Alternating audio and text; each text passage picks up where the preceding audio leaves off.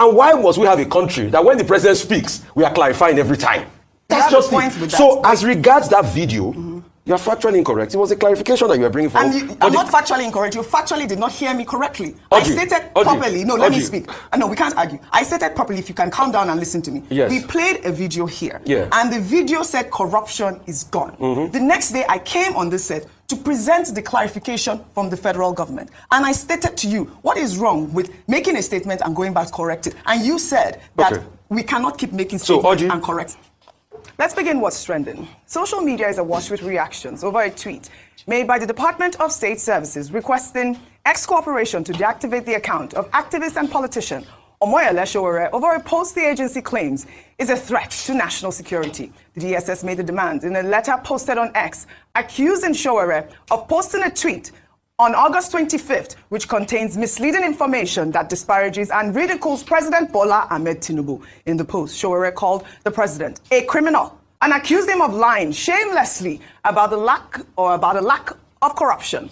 The DSS claims that Sowore's tweet has caused widespread condemnation and could lead to public protests, threatening national security and damaging the country's reputation. The agency also argued that Sowore's post violates several Nigerian laws, including the Criminal Code Act and the Cybercrimes Act, which prohibit false information, hate speech, and online harassment. And I'll read a part of the DSS tweets they wrote on X. It is pertinent to bring to your knowledge that under the Nigerian law, these quoted tweets, words, constitute offense, punishable in Section 51 of the Criminal Code Act Cap 77 laws of the Federation of Nigeria, which prohibits publication of false information, and Section 19, 22, and 24 of the Cyber Crimes Act 2025, which prohibits and makes it an offense to spread fake news or publishing content that is deliberately misleading or deceptive, posting content that is rude, vulgar, offensive, or indecent,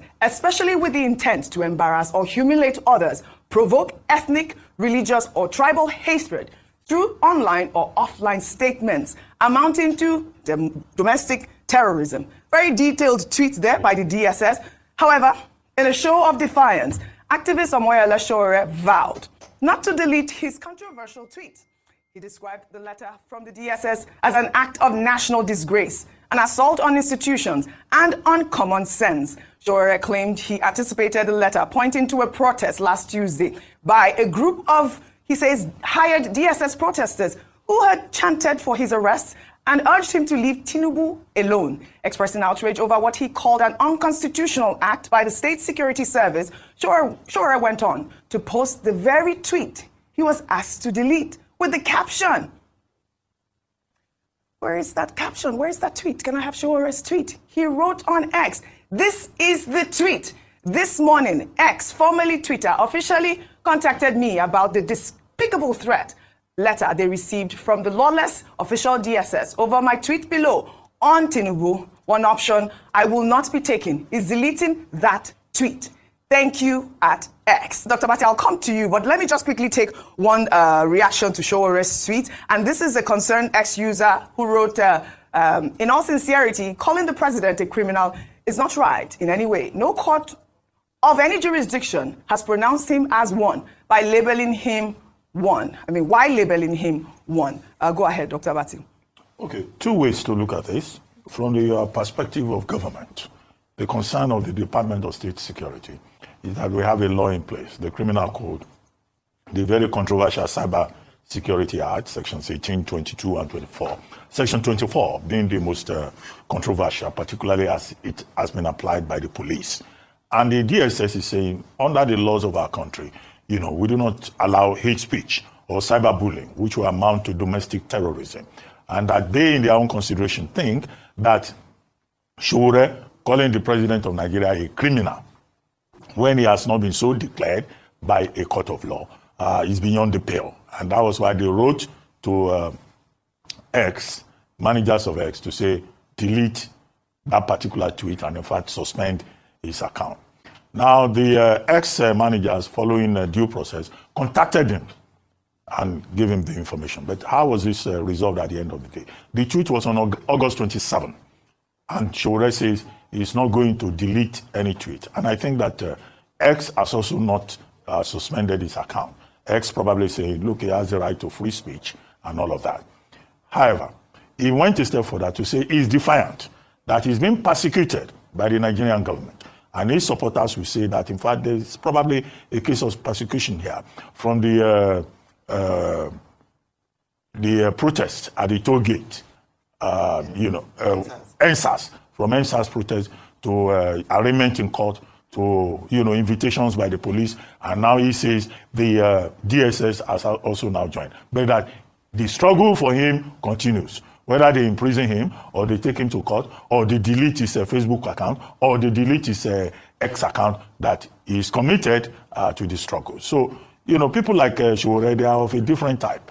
He's also an opposition politician. And he says, this is where I stand in this matter. So where do you draw the line, theoretically now, between the right to free speech and the laws of the land that talk about his speech, and where is the responsibility of government in enforcing these laws? It's a very tight rope. There's no way you will swing and you will not end up, being accused of taking sides in the matter. However, what is important is that while the government has a responsibility to respect the boundaries in terms of the rights of the individual, individuals also, while expressing their rights under Section 39 of the Constitution, must also realize that, look, where your right stops is where other people's rights begin. And that is why government, individuals, they have the recourse, if they have been defamed, to under the same laws that the state is quoting, to defamation. The president of Nigeria can sue. If you call him a criminal, you can be asked to come and prove it in a court of law. If you defame another person using social media, you can be sued to come and prove it. So it's a very delicate balance in respecting the rights of individuals and also upholding the law. All right, you know that Sowore also accused the Tinubu regime of using the Nigeria police force to systematically harass, torture, and persecute him. These tweets have gone viral. Rufai, I'd like to just highlight this. The DSS is a secret service and is an institution that investigates crimes against the state. They are also empowered to protect the president. So this might sound really, strange to a lot of people, but however, the DSS is doing their job. And I'd like to also take another tweet before I come to you.